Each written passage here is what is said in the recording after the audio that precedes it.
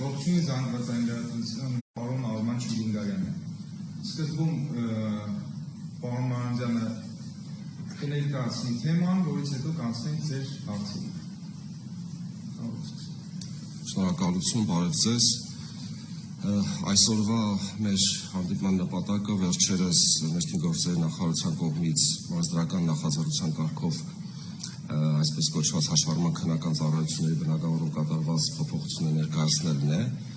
բայց քանի որ օրենքից բացի նաև հուլիսի 2-ին 2026 թվականի կառավարության նիստում կառավարությունը հավանության արժանացրեց նաև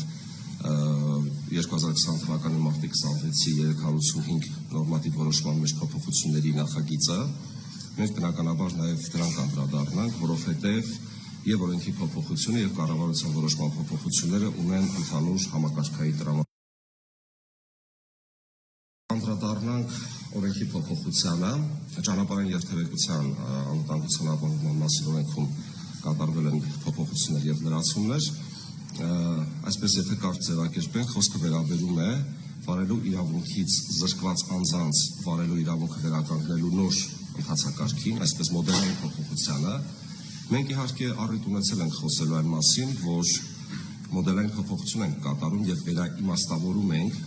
կոնկրետ հիմքով վարելու իրավունքից զրկված անձանց պարագայում այդ իրավունքը վերականգնելու ընթացակարգը։ Ես մի փոքր իհարկե ավելի դետալներ կանդրադառնամ, որից հետո պարոն Չիլինգարյանը ավելի կիրառական մասով անդրադարձ կկատարի դիմելու եւ այլի կապակցությամբ։ Ինչ ենք մենք առաջարկում եւ ասեմ, որ այդ առաջարկի հիմքում նաեւ միջազգային փորձի ուսումնասիրությունն է։ Տարբեր երկրներում շեշտադրում է կատարվում վարորդի վարքագծի փոփոխության վրա, այսինքն երբ անձը զրկվել է վարելու իրավունքից, մեխանիկորեն նոր քննություններ կազմակերպելը բնականաբար հեշտ է եւ դա հայտնի է եւ մինչեւ այս փոփոխությունները Հայաստանի Հանրապետությունում այդ կարգն է գործել, բայց նաեւ շատ են այն իրավիճակները եւ օրինակները, երբ շեշտադրում է կատարվում վարորդի վարքագծի վրա։ Օրինակ, լրացուցիչ վերապատրաստման են ուղարկում, օրինակ սահմանվում է փորձաշրջան սահմանափակ հնարավորություններով, ընդ որում այս տարբերակը մենք ընտրել ենք եւ մեծ դետալներ ենք անդրադառնում եւ այլ տարբեր մոտեցումներ կան, եւ մենք որոշեցինք գնալ այս ճանապարհով, ասեմ նաեւ, որ այս բոլոր փոփոխությունները նաեւ այն բանի արդյունքն են, որ մենք մեր քաղաքացիների հետ անընդհատ գտնվում ենք երկխոսության մեջ, եւ սա առաջին օրինակը չէ, մենք վերջին տարիներին շատ մեծ ծավալի փոփոխություններ ենք կատարել եւ դրանք շատ հաճախ պայմանավորված են եղել քաղաքացիների կողմից ներկայացված դիմումներով, առաջարկներով, համատեղ կայացած քննարկումներով, որոնք իհարկե մասնագիտական ֆիլտրով անցնում են բնականաբար, որովհետեւ մեզ համար շատ կարեւոր է անվտանգությունը։ Ի սկզբանե ասեմ, որ այս փոփոխությունը որևէ աղերս չունի անվտանգության նշաձողը իջեցնելու հետ եւ որևէ բան ներքին գործերի նախարարության կողմից չի արվում եւ չի արվելու անվտանգության հաշվին։ Սա ընդհանրապես մոդելային փոփոխություն է, որը մեր գնահատմամբ ավելի արդյունավետ է դարձնելու այս գործընթացը։ Հիմա մի քանի դետալների մասին, մինչև բուն այս հիմքին անդրադառնալ, ասեմ, որ մեր օրենսդրությամբ վարելու իրավունքի դադարումը ունի մի շարք հիմքեր։ Օրինակ, եթե դատարանի օրինական ուժի մեջ մտած վճռով անձը ճանաչվել է անգործունակ, եթե առկա է անձի հոգեկան, թմրանյութերի կամ թմրանյութերի կամ հոգեներգործուն նյութերի օգտագործման պայմանավորված հիվանդության կամ նրա առողջական վիճակը օրենսդրությամբ սահմանված պայմաններին չբավարարելու կամ չհամապատասխանելու մասին տեղեկատվություն։ Հաջորդ հիմքը առկա է վարելու իրավունքից զրկելու մասին դատարանի օրինական ուժի մեջ մտած դատական ակտ կամ այլ իրավասու մարմնի ուժի մեջ մտած ակտ, եւ չորրորդ հիմքը այն է, երբ անձը մահացել է։ Ինչ ենք մենք այս խումբ հիմքերից առանձնացնում։ Այն բոլոր դեպքերում, երբ վարելու իրավունքից զրկելը կամ վարելու իրավունքի դադարումը կապ կունենա անգործունակ ճանաչվելու համապատասխանին կողմից թվարկված հիվանդությունների հետ, կապ կունենա դատարանի կողմից զրկումների հետ, կապ կունենա օտարերկրյա պետությունների իրավասու այլ մարմինների կողմից զրկելու հետ, ընթացակարգը որակավորման քննությունների միջոցով այդ վարելու իրավունքը վերականգնելու պահպանվում է։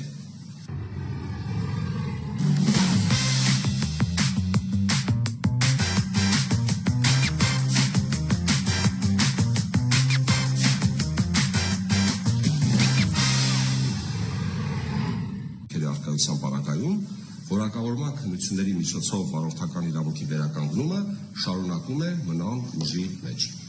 Եվ իհարկե այստեղ արդեն անդրադառնանք բուն կարգավորմանը, իսկ այս պարագայում որ հիմքին ենք մենք անդրադարձել։ Այստեղ առնվազն երկու նախապայման է պետք, այսինքն նախագծի արդեն օրենքի շահառու են հանդիսանալու այն անձինք, որոնց վարելու իրավունքը դադարել են, այսինքն վարելու իրավունքից զրկվել են Հայաստանի Հանրապետության ոստիկանության կողմից կայացված եւ ուժի մեջ մտած վարչական ակտով։ Երկրորդ շատ կարևոր նախապայմանը այն է, որ այդ վարելու իրավունքը պետք է անձին տրամադրված լինի Հայաստանի Հանրապետության իրավասու մարմինների կողմից։ Երկու նախապայման այս պահին։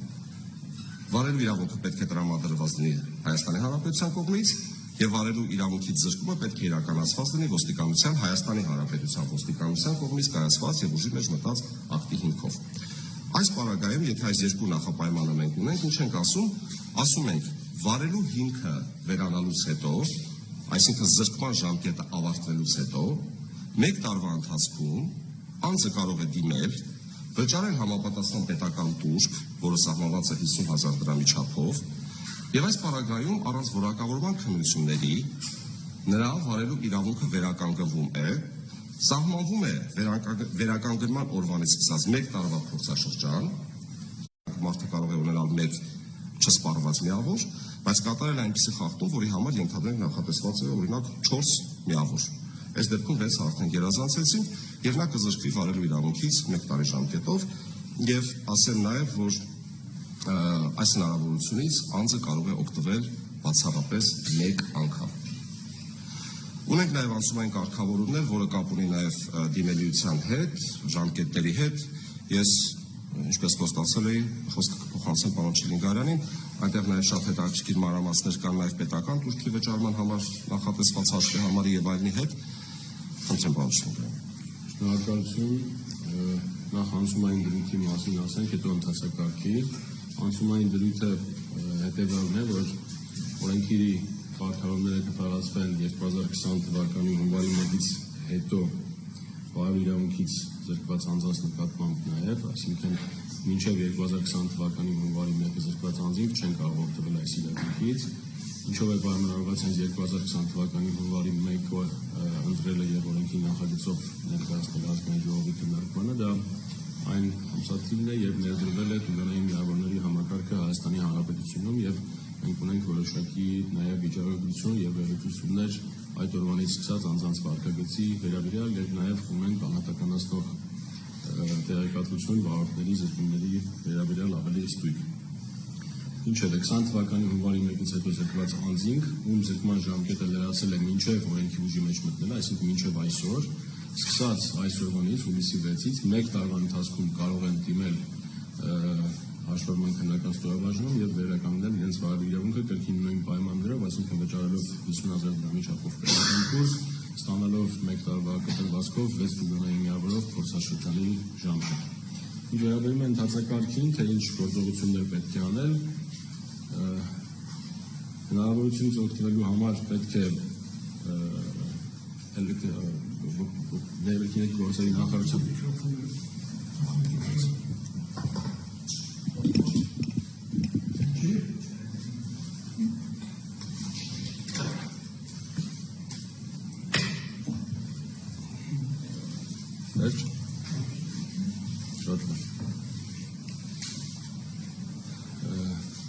վարելու իրավունքը վերականգնելու համար անձինք պետք է հերթագրվել ներքին գործերի նախարարության կայքի համապատասխան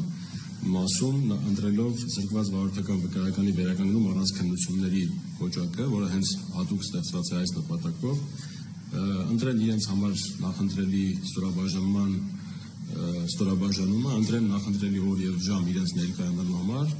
եւ տվյալ օրը ժամին ներկայանալ ստորաբաժանում իրենց հետ ներկայացնելով անձը հաստատող փաստաթուղթ եւ պետական տուրքի վճարման անդորագիր, որը 50,000 դրամ է։ Հաշվի համարը, որին պետք է վճարել 50,000 դրամի անդորագիրը 940-500, այսինքն 500 եւ 3810։ Մենք հրապարակենք նաեւ արդեն իսկ հրապարակված նաեւ հաշվի համարը ավելի եւս հրապարակենք, ուզում տեղեկացնել նաեւ, որ տուրքի գումարը կարող է վճարվել նաեւ հենց ստորաբաժանումներում արկա վճարման միջոցներով Բացի այդ, անհանձինքում վարորդական վկայականների ժամկետները լրացած են արդեն իսկ, այսինքն չեն կարող իրենց հին վարորդական վկայականը հետ ստանալ ստորաբաժանումներից, նրանք բացի 50,000 դրամ պետական տուրքից պետք է վճարեն նաև վարորդական վկայական ստանալու համար նախատեսված պետական տուրքը, որը պլաստիկ քարտի տեսքով վկայականի համար 12,000 դրամ է, իսկ թվային վարորդական վկայականի համար 6,000 դրամ։ Իսկ այն անձինքում վարորդական վկայականները դեռևս ժամկետի մեջ են, այսինքն գործող են եւ կարող են հենց նույն վարորդական վկայականները հետ ստանալ տվյալ ստորաբաժանումից, ապա հավելյալ տուրք վճարելու անհրաժեշտություն չի առաջանա հետ ստանալ իրենց վարորդական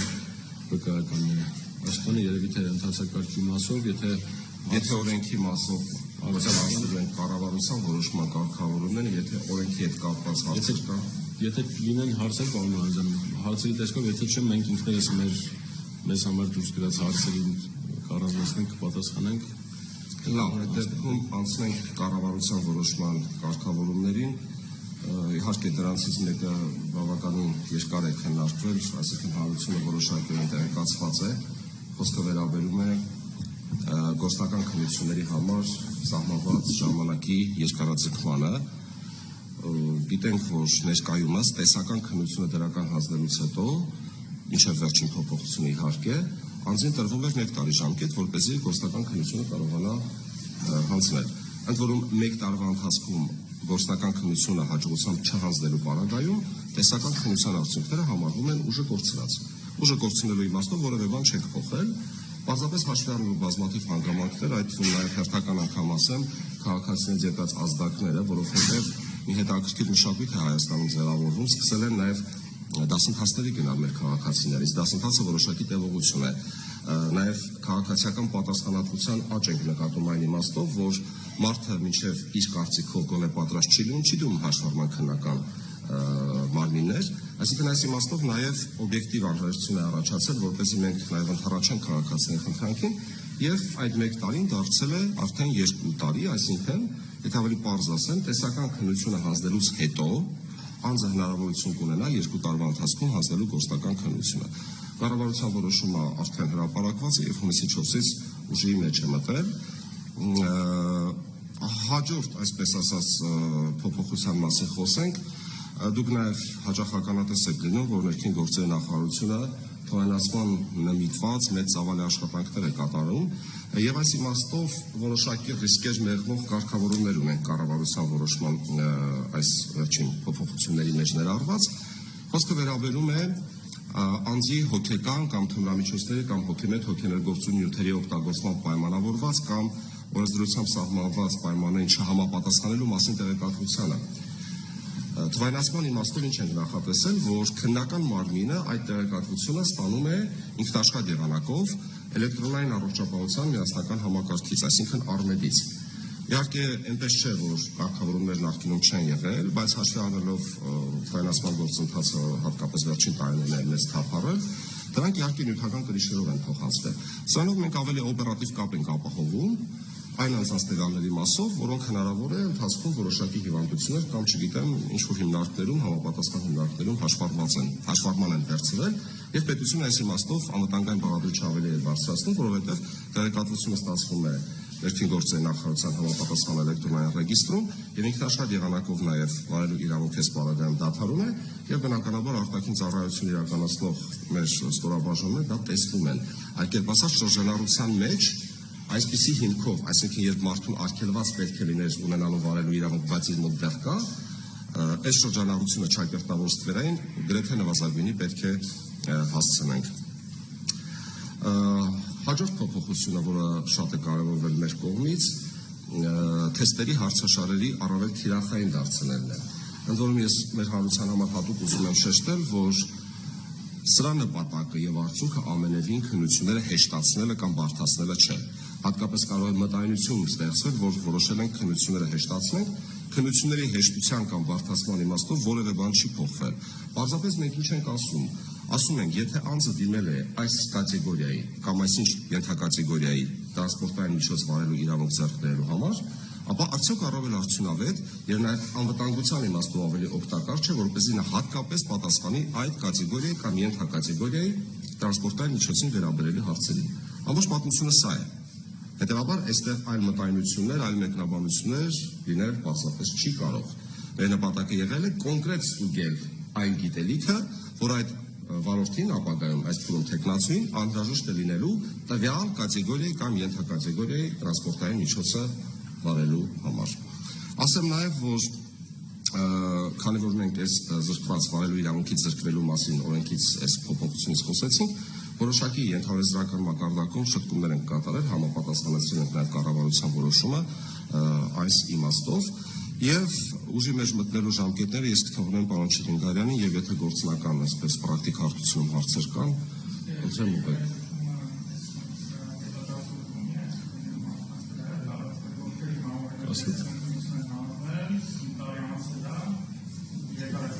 Այսինքն նկատի ունեք մինչև կառավարության որոշումը ուժի մեջ մտնելը տեսական քննությունը հանձնած անձին օգտվելու է 2 տարվա ժամկետից թե ոչ, այո, բայց մնացած մանրամասները պարոն Չիլինգ, այո, օգտվելու են։ Երևի հենց այդ հարցից էլ սկսենք։ Այն դեպքում, երբ 1 տարի ժամկետը որոշում ուժի մեջ մտնելու օրը, այսինքն այսօր դեռ չի դրացել 1 տարի ժամկետը, այդ բոլոր անձանց համար ժամկետը կդարձվի 2 տարի, այսինքն կստացվի, որ 2 տարի ժամկետն է։ Այսինքն 1 տարի դեռևս կա։ Դեռևս կա, այսինքն չի դրացել։ Մեկը փոխարինվում է 2-ը, բայց եթե մեկը լրացել է, այո։ Բոլոր այն դեպքերում, երբ որ 1 տարի ժամկետն արդեն իսկ լրացել է որոշման ուժի մեջ մտնելու օրը, հետեւաբար արդեն չի կարող դառնալ, որովհետև ավարտված ժամկետը չի կարող այլևս երկարացվել։ Եվ հենց այդ հարցն է։ Եվ խնդրեմ նաև կարգավորումները տարբեր ժամկետներում են ուժի մեջ մտնում։ Մտնելու հետ կապված տեսեք, վարելու իրավունքի վերականգնման հետ կապված դրույթը ուժի մեջ է մտնում բնականաբար այսօր, հուլիսի 6-ին, ուժի մեջ է մտել արդեն այսօր 6-ին, կարգերի եւ ըստ կարգերի եւ ենթակարգերի տեսական քննությունների հարցաշահերի առանձնացման վերաբերյալ դրույթը ուժի մեջ կմտնի սեպտեմբերի 1-ին, մնացած մասով կառավարության որոշման կարգավորումները, այսինքն այդ ժամկետի եւ մնացած տեխնիկական կարգավորումների մասերը ուժի մեջ է մտել հուլիսի 4-ին, այսինքն հրապարակվել է որոշումը 3-ին, ուժի մեջ է մտել 4-ին։ Մի անգամ եւս ասենք, զրկումների վերաբերյալ դրույթները ուժի մեջ են մտել այսօր, կարգերի եւ ենթակարգերի հարցաշահերի մասով դրույթները ուժի մեջ կմտնեն սեպտեմբերի 1-ին, մնացած մասով կարգավորումները ուժի մեջ են մտել հուլիսի 4-ին։ Մի հարց, որ կարծում ենք, որ անպայման կհետաքրքրի, եթե նույնիսկ դուք չտաք, ապա շատերին դա կարող է հետաքրքրել, ես ուզում եմ նախապես այդ հարցին պատասխանել, հետո նոր կլսենք ձեր հարցերը, եթե ունեք։ Մեր կարծիքով առավել տարածված հարցը լինելու այն, որ եթե վարելու իրավունքից անձը զրկվել է մի քանի կարգերի կամ ենթակարգերի ունենալու պարագայում, այսինքն օրինակ ունեցել է B, C, D կարգերի վարելու իրավունքի վկայական, զրկվել է վարելու իրավունքից, զրկման ժամկետը լրացել է, դրանից հետո անձը գնացել է, հանձնել է քննություն, բայց վերականգնել է դրանցից որևէ մեկը, օրինակ B-ը։ Կարող է արդյոք օգտվել այս օրենքով ընդգրկված հնարավորությունից վերականգնելու եւ վերականգնել նաեւ մյուս կարգերը կամ ենթակարգերը։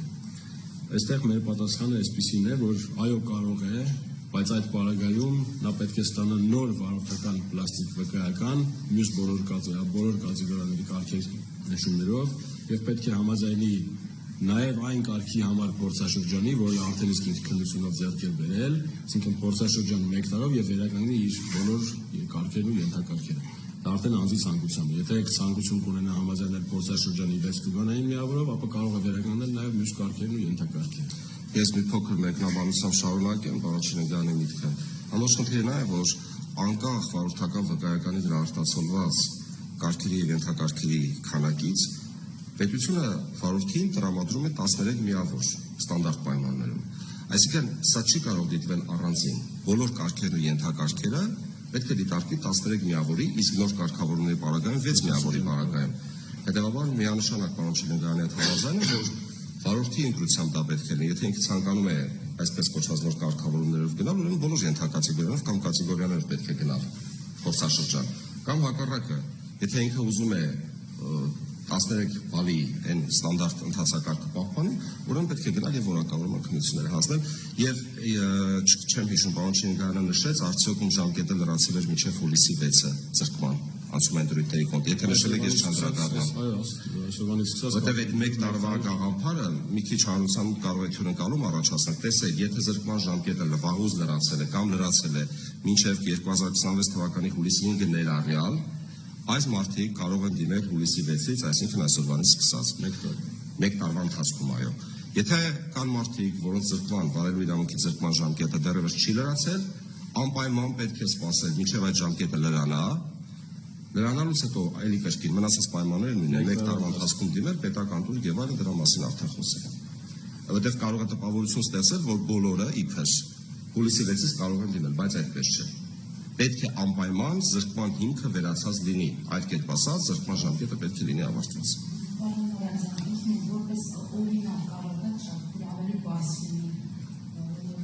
Օրինակ, ասեք, ոնց չի, համեցեք։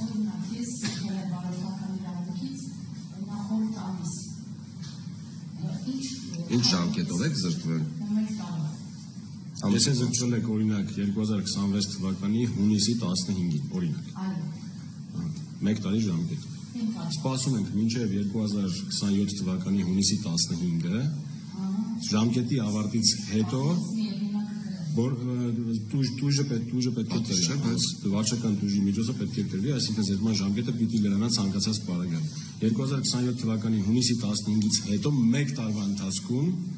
դիմում եք, վճարում եք պետական տուն եւ վերականգնում եք ձեր վարելու իրավունքը։ Իսկ այն դեպքում, երբ որ վաղուց եք զրկվել, ասենք 20 թվականից հետո եք զրկվել, մինչև այս հուլիսի 5-ը լրացել է ժամկետը, այսօրվանից սկսած 1 տարվա ընթացքում դիմում եք, վերականգնում եք վարելու։ Օրինակ 21 թվականի հունվարի 1-ին ենթադրենք պայմանական զրկվել եք, 1 տարով 22 հունվարի 1-ին կամ ցանկացած այլ ժամկետով, որը հուլիսի 6-ից 26 թվականի հուլիսի 6-ին նախորդում է։ Այսինքն այդ ձեր ասած ճակերտավոր պատիժը, իսկ մեր ասած տույժը ավարտվել է ժամկետը, կիրառման հետևաբար կարող են դիմել։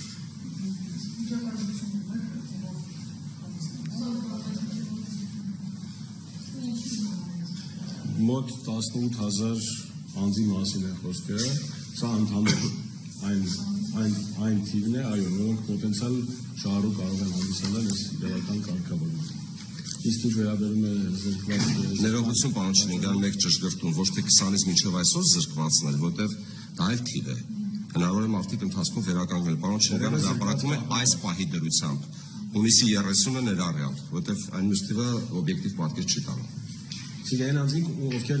դեռ մնացել են զրկված, որովհետև կան անձինք, ովքեր 20-ից հետո զրկվել են, բայց վերականգնել են իրենց վարքը, ինչ որ եղանակով։ Եվ ինչ է ձեր նշածը։ Զրկումները բացի հատուկ վարչական իրավախախտումների վերաբերյալ հատուկ մասով նախատեսված հենց կոնկրետ իրավախախտումներից, որոնց մեծ մասի դեպք վերաբերում է ոչ տավիճակում բարելու կամ դրա տարբեր դրսևորումներին, նաև որոշակի առումով այլ սարքավորների կիրառման կանոնների խախտումներին, կիրառվում է նաև տուգանային միավորների սպառելու հետևանքով 1 տարվա ընթացքում երկրորդ անգամ, բայց եթե զուտ քանակական առումով վերցնենք, առավել մեծ մասը, գերակշիռ մասը երկրների քանակի, բնականաբար տրանսպորտային միջոցը ոչ տավիճակում վարելու դեպքերին է մտնում։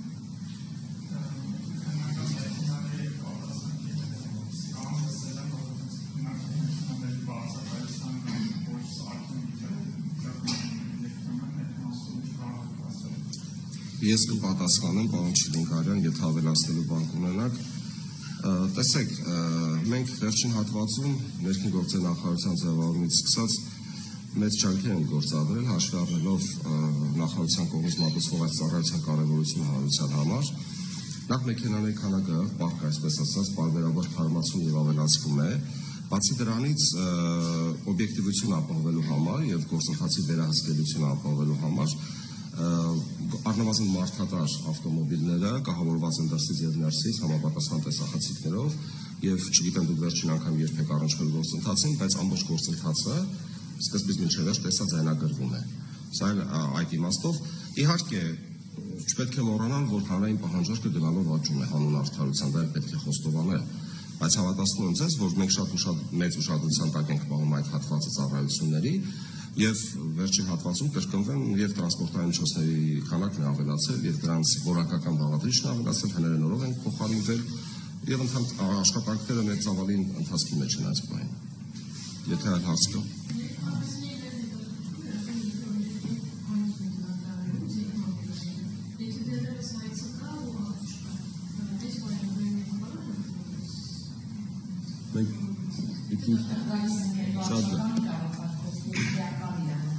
Տեսեք, չէ, պատասխան։ Եթե խոսքը վերաբերում է քրեական վարույթի շրջանակում դատարանում քննվող գործերի, ինչպես պարոն Մանուկյանը նշեց, նորից կգտնեմ, որ քրեական գործերով կայացված վճիռներով նշանակված պատժի ձևով զրկվածների նկատմամբ այս կարգավորումը չի տարածվելու ոչ մի պարագայում։ Ինչ վերաբերում է վարչական ակտերը դատարանում բողոքարկված լինելու հանգամանքին, այս պարագայում պիտի ելնենք այն կանխավարկածից, որ եթե դատարանում բողոքարկվել է վարչական ակտը, ապա կա երկու տարբերակ։ Տարբերակ 1, երբ դատարանը կիրառել է միջոց կայացված վարչական ակտի կասեցման, այսինքն զրկումն այսպես ասած ուժի մեջ չի մտել, այս դեպքում պիտի դատական ակտը ուժի մեջ մտնելուց հետո հաշվարկվի զրկման ժամկետը, ավարտվի զրկման ժամկետը, որից հետո անձը հնարավորություն կունենա դիմել վերականգնելու, իսկ եթե դատարանի կողմից միջանկյալ միջոց չի կիրառվել, այսինքն զրկման ժամկետը շարունակել է խոսել, այն պահից երբ կավարտվի զրկման ժամկետը, դրանից հետո կրկին 1 տարվա ընթացքում անձը կարող է դիմել եւ օգտվել այս հնարավորությունից։ Բայց դատական գործերով, բայց քրեական գործերով ոչ մի պարագայում, ոչ մի պարագայում։ Ես նշեցի իմ խոսքում Հայաստանի Հանրապետության ոստիկանության կողմից կայացված ակտի ուժի մեջ մտած ակտի հիմքով զրկված։ Իսկ ոստիկանությունն է կիրառել, ոչ թե դատարանը։ Միջազգային գործի մասին խոսեցիք, օրինակ որ երկրներում եւ ինչ ասենք, տեսեք, եթե ասենք ուղիղ հենց կոնկրետ երկիր, որը հենց այս մոդելն է ընտրել, գուցե հենց ուղիղ համընկնող մոդել չկարողանան գտնել, որովհետև այնպես չի, որ մենք միջազգային փորձ ուսումնասիրելու արդյունքում կուրորեն կամ, այսպես ասած, copy-paste տարբերակով վերցնում ենք որևէ մոդել։ Մենք դիտարկում ենք բոլոր այն հնարավոր տարբերակները, որոնք կիրառվել են այլ երկրներում, համադրում ենք նաև մեզ համար մեր ունեցած վիճակագրության հետ, մեր վարորդների վարքագծի եւ դրա հավանական դրսևորումների հետ եւ արդյունքում կայացնում ենք որոշում, որոնք երկրներ կան, որոնք օգտագործվել են անկոփականներ, այսինքն ոչ թափ վիճակում զրկված անձանց մասով թույլ են տվել վարել հետագայում, բայց կիրառելով անկոփական, որի առկայության պայմաններում կարող է անձը չի կարող վարել տրանսպորտային միջոց, եթե էլի գտնվի ասենք ոչ թափ վիճակում, բայց եթե որ նայում եք դրանց օգտագործելիության արդյունքները այդ նույն երկրներում կան եւ դժգոհողներ այդ համակարգից եւ այնքանից ովքեր գոհ են կամ արդյունքը դրական են համարում կամ բացասական են համարում։ Կա երկրներ, որտեղ ընդհանրապես բոլոր պարագաներում վարելու իրավունքից անկախ ժամկետի զրկումների պարագայում հանձնում են քննություններ։ Երկրներ կան, որտեղ որոշակի ժամկետով զրկումների պարագայում են միայն համարում ասենք քննություններ հանձնում։ Օրինակ 1 տարի եւ ավել ժամկետով զրկումների պարագայում։ Ջալած հիշեցնելու համար ասեմ, որ նախկինում մեզ մոտ եւս մինչև 2005 թվականն այդպես է եղել եւ խորհրդային տարիներին եւ մինչև 2005 թվականը եղել այնպես, որ մինչև 1 տարի ժամկետով զրկման դեպքում քննություններ չեն հանձնվել, այսինքն սա նաեւ մեր որոշակի անցյալից ունեցած փորձի հիբրիդ տարբերակն է։ Այսինքն սա ոչ թե որևէ կոնկրետ երկրից վերցված տարբերակ է, այլ բոլոր երկրների, բոլոր հնարավոր երկրների թվերի մեր փորձի հիման վրա ձևավորված մեզ առավել քան մեր կարծիքով մեզ առավել քան համապատասխանող տարբերակ, որը ինչպես նաև նշվել է օրենսդրական փաթեթի քննարկման ժամանակ, ասես ասած առաջնային մեկնարկային միջոց է եւ դրանից հետո արդեն սրա արդյունքների հիման վրա կգնահատվի եւ միգուցե ժամանակի ընթացքում կներկայացվեն նոր նախաձեռնություններ, առավել խիստ կամ առավել մեղմ կամ նոր պոլիտիկակազմի կիրառման մասով։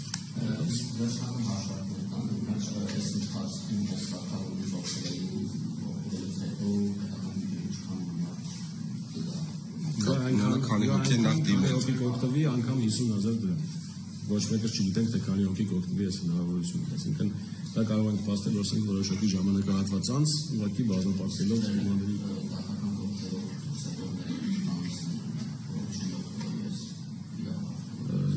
եթե չեմ սխալվում մոտ 1200 վիճակագրություն մասին է խոսքը ոչ միայն դատական, այլև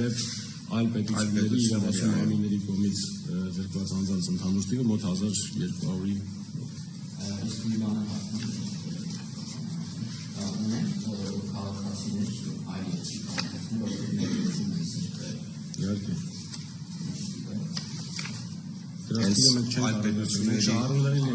Մենք շահառուներին ենք առանձնացրել, այսինքն եթե նույնիսկ օտարերկրացին Հայաստանի Հանրապետությունում ստացել է վարորդական վկայական, այսինքն վարորդական վկայականը տվել է Հայաստանի Հանրապետությունը եւ Հայաստանի Հանրապետության ոստիկանության կողմից կայացված վարչական ակտի հիման վրա զրկվել է վարելու իրավունքից, այդ դեպքում նա եւս կարող է օգտվել վարելու իրավունքից։ բայց այդ պայմաններից որևէ մեկի չբավարարելը արդեն կբացառի այս հնարավորությունից օգտվել։ Այսինքն մենք չենք կարող այլ երկրին տրված վարորդական վկայականի նկատմամբ սահմանել փորձաշրջան կամ վերագրավել այդ վարելու իրավունքը եւ հակառակը չենք կարող այլ երկրի կայացրած վարչական ակտի կամ դատական ակտի հիմա վերազրկված անձի վարելու իրավունքը վերականգնել։ Ես վիճակագրություն ասեմ, այլ պետությունների իրավասու մարմինների եւ Հայաստանի Հանրապետության դատարանների կողմից զրկվածների հարագումարային թիվը մոտ 1000 տոն է։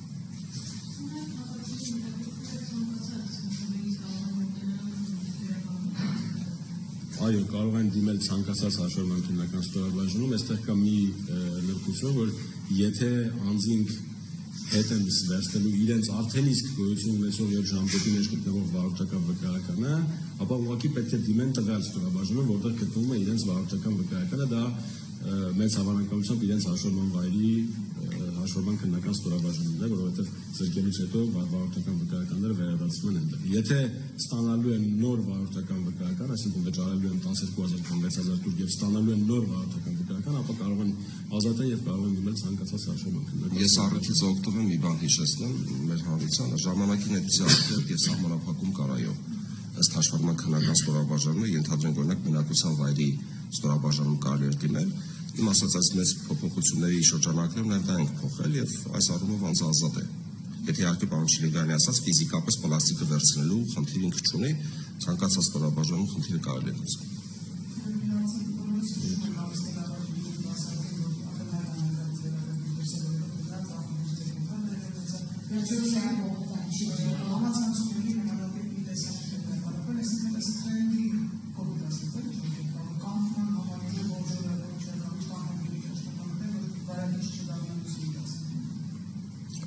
Ես ասեմ, որ կոնկրետ տեսանյութը չեմ տեսել, բայց վստահաբար եթե հրապարակվել է դրանով վարույթ ավտոբուսի հետ բախման։ Ես ասեմ, որ ներքին գործնախարարությունը ինչ որ կոնկրետ դեպքեր չունեն արձագանքում, այսինքն նախարարությունով պետք է ինչ որ բան տեղի ունենա, որ ինքը աշխատի։ Հետևաբար 24/7 ռեժիմով առնվազն բարեկային ծառայությունը Երևանում եւ մարզերում է, իսկ ձեր ասած թրենդի ձևավորման այդպիսի տվյալներ ճիշտ ասած ես չեմ տիրապետում, որ Հայաստանում ինչ որ ճանապարհային երթևեկության ոլորտում ինչ որ նեգատիվ թրենդ է ձևավորվում եւ պետք է նաեւ հասկանալ թե թրենդը ասված ինչ է ենթադրում, բայց ել եմ ասում, մենք չենք սպասում ինչ որ թրենդային նոր դրսևորումների,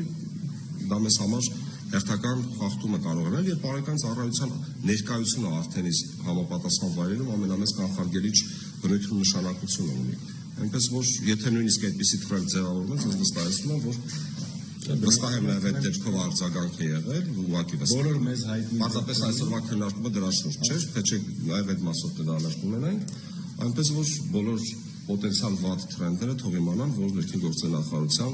ուշադրությունից չեն վրիպել։ Մեզ հայտնի բոլոր դեպքերում բնականաբար վարույթ իրականացվում է, անձինք հայտնաբերվում են, ենթարկվում են համապատասխան պատասխանատվության կամ վարչական կամ եթե կա առավելույթ հանցագործության արդեն շտապաններ որ արդեն նաև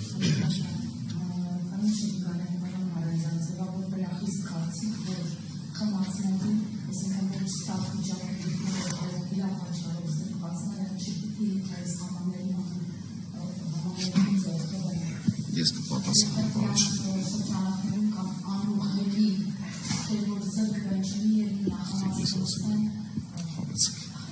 Տեսեք, նախ ի սկզբանե, եթե նկատեցիք, մենք համաներում բառ չենք օգտագործել, որովհետև սա համաներում չի, սա մոդելի փոփոխություն է, եւ երկրորդ ուզում կարճ արձագանքել, ասել, որ եթե կան այդպիսի մարդիկ, ովքեր պոտենցիալ կրկնելու են այն արարքը, որի համար իրենք զրկվել են վարելու իրավունքից, ես վստահեցնում եմ, որ 6 տուգանային միավորը իրենց համար 2 օրվա սպառելու հարց է լինելու։ Այսինքն սա հնարավորություն է բոլոր այն մարդկանց, ովքեր պատրաստ են ընդառաջ գնալ պետության մեկնած ձեռքին, փոխել իրենց վարկագիծը, դրսևորել պատշաճ վարորդի վարկագիծ, հետո նոր ստանալ 13 տուգանային միավոր։ Բոլոր այն մարդիկ, ովքեր չեն գնա ընդառաջ այս նախաձեռնությանը եւ կդրսևորեն հակառակ վարկագիծը կամ կփորձեն իջհարը, այսպես ասած, գործադրել մեր նախաձեռնությանը պետության, այդ մարդիկ վստահեցնում են 6 տուգանային միավորը շատ արագ կսպառեն, որովհետև ասեմ, ամենաթույլ աստիճանի ոչ ստա վիճակում գտնվող անձի դեպքում պատասխանատվությունը, բացի հիվանդից, նաև 5 տուգանային միավոր է։ Այսինքն 6-ից 5-ը միայն մեկ անգամ ամենաթույլ չափով ալկոհոլ օգտագործած վիճակում վարելու պարագայում կսպառվի։ Ստացվում որ մեկ տարվա ընթացքում վստահաբար այդ անձինք ընդ որում դե տեսեք հիմա այդ նույն տրամաբանությամբ մենք բազմաթիվ դեպքեր ունենք, որ զրկված անձինք առանց վարորդական վկայականի զրկված անձինք վարում են տրանսպորտային միջոցներ։ Հիմա այսինքն ասել, որ որևէ նախաձեռնությունից առաջ այդ արարքները չեն կատարվել կամ այդ նախաձեռնությունից հետո շատ պոտենցիալ վտանգ կմեծանա, այդպես չի։ Այսինքն մենք բազմաթիվ դեպքեր ունենք, որ զրկված անձանց վարելու փաստով քրեական վարույթ նախաձեռնելու հաղորդումներ են ներկայացրել քննչական մարմիններին։ Այս նախագիծը այդ մասով չի վատացնելու վիճակը։ Ասում եմ, սա հնարավորություն է տալ այն մարդկանց, ովքեր իրենց կարծիքով պատահականության, չգիտեմ, եզակի ինչ որ արարքի պատճառով զրկվել են վարելու իրավունքից, մեկ անգամ օգտվել, փոխել վարքագիծը եւ վերադառնալ պատշաճ վարորդի կյանքին։ Եթե ոչ, ապա շատ արագ որում մենք նշեցինք, որ 6 բալի սպառելը ինքը ոչ թե կասեցման է հանգեցնելու ինչպես մյուս տուգանային միավորների բարակում, այլ մի անգամից զրկման է հանգեցնելու 1 տարի ժամկետով։ Եվ դրանից հետո արդեն բնականաբար տեսական եւ գործնական քննություններ անցնելու վերականգնումով։ Ես ասեմ, որ ձեր հարցը ցանկացած փոփոխության պարագայում կարող է լինել որպես հարց։ Այսինքն այնպեսի լուծում չի կարող լինել, որովհետև ձեր ասած տեսականորեն հնարավոր չէ հերքել։ Բայց ինչպես պարոն Շնգյանը ճիշտ նկատեց, հիմա կարող են լինել այդպիսի իրավիճակներ։ Այնպես որ հարցը նորմալ է, բայց հարցի հավանականությունը պետք է գնահատել, բայց ես օգտվելով առիթից եւս մեկ անգամ ցանկանում եմ շեշտել այդ վարքագծային բաղադրիչը իսկապես պարոն Շնգյանը շատ դիպուկ նկատեց, որ վարորդի վարքագծի սա վարորդին պետության մեկնած ձեռքն է եւ ես ուզում եմ մեր վարորդներին դիմել, որպեսզի այդ փորձաշրջանի ընթացքը համարեն ինքնադրսևորման եւ վստահության ապացուցման մի շրջան։ Այսինքն իրենց արդարացնեն այսպես կոչված սրա նպատակը հենց դա է եղել, որպեսզի մենք վստահ լինենք, որպեսզի այս կարգավորումը իրոք իր նպատակին է ծառայում։ Հետևաբար, եթե պետությունը մեկնում է ձեռք, մյուս կողմը նույնպես պետք է ձեռք մեկնի եւ պատշաճ վարքագիծ դրսևորի։ Այլ հարցեր ունենք։ Ասացեք ընդհանուր ներքին գործերի նախարարությունը դիտարկում է շարքերի ձևաչափ բոլոր բանակից զինվորական ծառայությունից ազատվածները բանկ հիվանդությունների իջանքի պսիխոլոգիական նաև չեն ունենա հնարավորություն վարորդական իրավունք ստանալ։ Հնարավորություն չեն ունենա։ Չեն։ Բայց հիմա չունեն։ Ես հարցը հստակեցման կարիք ունի։ Չէ, ձեր հարցը պետք է հասկանալ։ Ուղղակի հարցը ներկա է, հարցը եւ ես փորձեցի բավականին քրճակ իրանանալից եթե թույլ տա ես Տեսեք, ես փորձեմ գուժակել ինչ եք հարցնում ու փորձեմ պատասխանել։ Եթե դա կլինի, կսպառենք, եթե չէ, ուրեմն էլի կսպառենք։ Տեսեք։ Տրանսպորտային միջոցներ վարելու իրավունքի խոչընդոտող հիվանդությունները, այսինքն այն հիվանդությունները, որոնք առաջացնում են հակացություններ, սահմանափակումներ կամ ցուցումներ, դրանք հստակ սահմանված հիվանդություններ են։ Գրեթե վստահ եմ, որ օրենքով սահմանված են նաև բանակից ազատվելու համար խոչընդոտող բնականաբար հիվանդությունները։ Այն բոլոր դեպքերում, երբ կա համընկնում որևէ հիվանդության մասով, որով անձը ազատվում է բանակից, եւ դա հանդիսանում է նաև խոչընդոտ վարորդական վկայական ստանալու, բնականաբար այդ անձինք այսօր չեն կարող ստանալ վարորդական վկայական։ Այն որ պարոն Մանազյանը նշում էր, որ Արարվետ համակարգի հետ ինքնաշխատ եղանակով իրականացվելու այդ տեղեկատվության փոխանակումը, դա եւս մի գործիք է, որպեսզի այդ այսպես ասած համընկնումների պարագայում արգելվեն, այո։ Բայց տեսեք, կարող են տեսականորեն լինել այնպիսի հիվանդություններ, որի համար անձը կազատվի բանակում զինվորական ծառայությունից, բայց դա չի լինի խոչընդոտ վարորդական վկայական ստանալու։ Այդ դեպքում ուղղակի անձը կստանա եւ հակառակը կարող է լինել։ Կարող է լինել հիվանդություն, որով անձը չի ազատվի բանակում ծառայությունից, բայց երբեք չի կարող ունենալ վարորդական վկայական։ Իսկ բոլոր համընկնումների դեպքերում բնականաբար չեն ունենա վարորդական վկայական։ Երբեմն պատահում է այնպես, որ օրինակ ես ստացել եմ վարորդական իրավունք, բայց տարիների ընթացքում իմ տեսողությունը վատացել է, ինչպես վարորդական անունն է, բայց ես վտանգ եմ ներկայացնում այլ մասնակիցների համար դեպքերության։ Այդ դեպքում ինչ անել, եթե կդրակ երկար կա, բայց ես դա չեմ խոստովանում, ես դա փակցնում եմ։ Երբ որ հիմա բոլոր առողջապահական կազմակերպությունները առմետ համակարգում են գործում եւ երբ որ դուք որևէ տեղ անցնեք բուժ զննում ձեր աչքերի հետազոտության մասով եւ այդտեղ կլինի այնպիսի եզրակացություն, որը հակացուցված է վարորդական վկայական ստանալու համար, այդ տեղեկատվության հիման վրա մենք մեր համակարգը ինքնաշխատ եղանակով գործողություն կիրականացնենք։ Կլինի տեսանելի։ Շատ շնորհակալ եմ, պարոն, ելս մեկ անգամ խնդրում եմ քայլերի հերթականությունը վարորդականները հետ ստանալու վարչական իրավակարգով։ Վճարում եմ Հերթագրվել հարթակում ներողություն հետ ստանալու, վերականգնելու։ վերականգնելու մասին է։ Հերթագրվել հարթակում, հերթագրված օրը եւ ժամին ներկայանալ։ Ես խնդրում եմ հարթակներ ասեք։ Road Police AM։ Այնտեղ ընտրել կոճակը հատուկ, ճնակ ասեմ կոճակի անվանը մեկ անգամ եւս։ Զրկված վարորդական վկայականի վերականգնում առանց քննությունների։ Այսինքն այդ բաժինը Այո, այդտեղ հերթագրվել, հերթագրվելուց հետո ընտրած օրը եւ ժամին ներկայանալ ստատևած ստորաբաժանում, ներկայացնել անձը հաստատող փաստաթուղթ կամ 50,000-ի տուրքը նախապես վճարած կամ տեղում վճարել այդ 50,000-ի տուրքը Այն հաշվի համարով, որ պարոն Շենգյանը եւ եթե վերցնելու է նոր վարորդական վկայական, նաեւ նոր վարորդական վկայականի տուրքը, այլ բան չկա ամեն մասին։ Պարզ հասարակ ըստ էության մի հատ անձը հաստատող փաստաթուղթ ներկայացնի մնացածի տեղում իրականացվող գործընթացը։ Ուրեմն ավելագինը տեղի